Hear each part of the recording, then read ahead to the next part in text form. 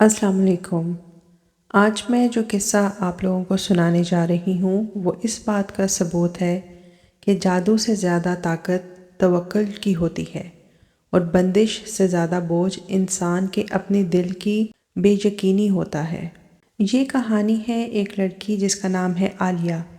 عالیہ 24 سال کی لڑکی تھی، پڑھی لکھی، تہذیب یافتہ، اچھے اخلاق کی، مگر اس کی زندگی میں ایک چیز مسلسل رکاوٹ بن گئی۔ رشتے آتے، دیکھتے اور کسی نہ کسی وجہ سے منع کر دیتے۔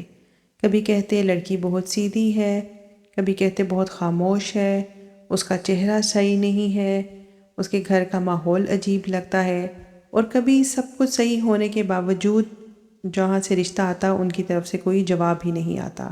عالیہ کو سمجھ نہیں آتا تھا کہ مسئلہ کیا ہے۔ گھر والے الگ پریشان تھے۔ عالیہ سب کو تسلی دیتی تھی، لیکن پھر اس کی بے چینی بھی شروع ہو گئی۔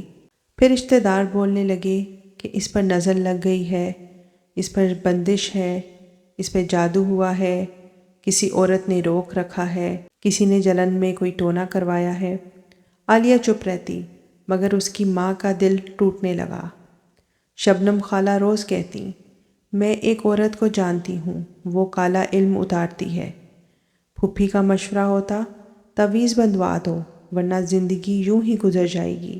عالیہ کے والدین پریشان رہتے، گھر کا ماحول تھکاوٹ اور بوجھ سا ہو گیا تھا۔ رشتوں کے ٹوٹنے کے ساتھ عالیہ کی نیند ٹوٹنے لگی، سینہ بھاری بھاری فیل ہوتا، دل بے چین رہتا، چھوٹی سی آواز پر گھبراہٹ ہو جاتی۔ اکثر رات کو آنسو بہتے۔ عالیہ سوچتی، کیا واقعی میرے اوپر جادو ہے؟ مگر دل کے اندر ہلکی سی آواز کہتی، اللہ کا بندہ کسی کے جادو کا غلام نہیں ہوتا۔ عالیہ کی ماں نے مسجد کے امام صاحب سے مشورہ لیا۔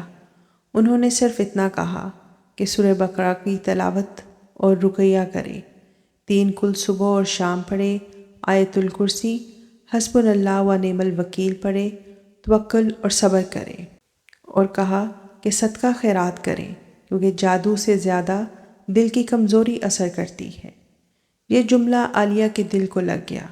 عالیہ نے فیصلہ کیا، کوئی بابا نہیں، کوئی تعویذ نہیں، کوئی پیرنی نہیں، کوئی غیر شرعی چیز نہیں، صرف اور صرف اللہ، قرآن، توکل اور صدقہ خیرات۔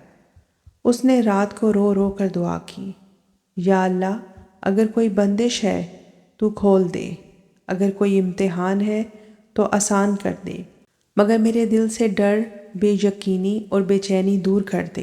تبدیلی اچانک نہیں آئی، آہستہ آہستہ آئی۔ پہلے ہفتے نیند بہتر ہوئی، سینہ ہلکا، گھر میں کم تناؤ۔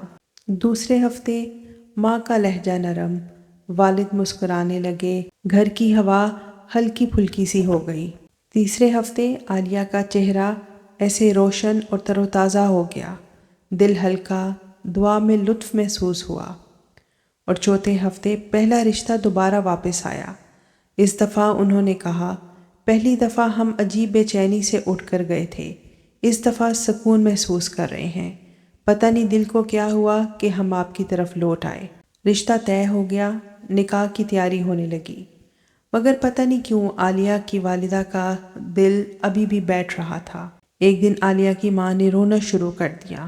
عالیہ نے پوچھا، امی آپ کیوں رو رہی ہیں؟ ماں نے کہا، بیٹی یہ جادو نہیں تھا، ہماری آپس کی بے یقینی، تنقید، چپتی باتیں اور ڈر ہی بندش تھا۔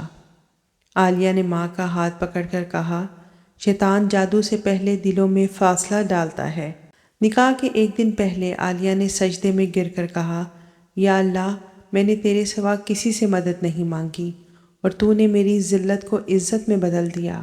اس رات عالیہ نے خواب میں دیکھا کہ ایک بند کمرہ ہے اور اس کی کھڑکی کھلتی ہے، اس میں سے تیز چمکتی ہوئی روشنی نکل رہی ہے اور آواز آتی ہے، بندش ٹوٹ گئی کیونکہ توکل جاگ گیا۔ عالیہ کی اس کہانی سے ہمیں یہ سبق ملتا ہے کہ جادو سے زیادہ ڈر اثر کرتا ہے، بندش سے زیادہ بے یقینی زندگی روک دیتی ہے۔ رقیہ کا اصل قوت قرآن، یقین، صبر ہے۔ جو اللہ کو تھام لے اسے کوئی نہیں روک سکتا۔ توکل ہی سب سے بڑی روحانی آزادی ہے۔ صدقہ خیرات تمام مشکلات کا حل ہے۔ میں امید کرتی ہوں کہ آپ کو یہ قصہ بندش کا سایہ اور توکل کا عروج پسند آئی ہوگی۔